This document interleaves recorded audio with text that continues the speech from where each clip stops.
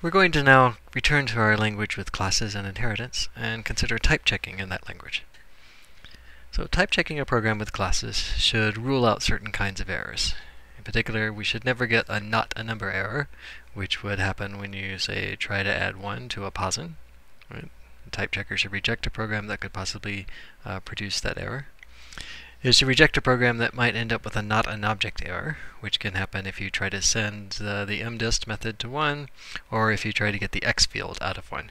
In both cases you have a number being used as an object, and so that should not have ever happened if a type checker allowed the program. Should not get a wrong field count error. I think we should be able to tell that only 2 arguments are provided when posin3d needs 3 fields. Right? So the type checker should rule that out.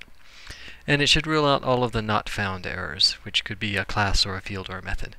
For example, trying to instantiate a class that is not declared, or trying to get a field z out of a posin where a posin has only x and y, or trying to call the area method of a posin where a posin doesn't have an area method.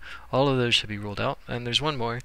If we're in a method implementation and we call super on a method that doesn't exist in the superclass, that also would produce a not found error, and we want to rule that out. So to make this all work, we're going to need to add some type annotations into our language, where we used to just have a symbol name for a field. Now we're going to have symbol : type for a field.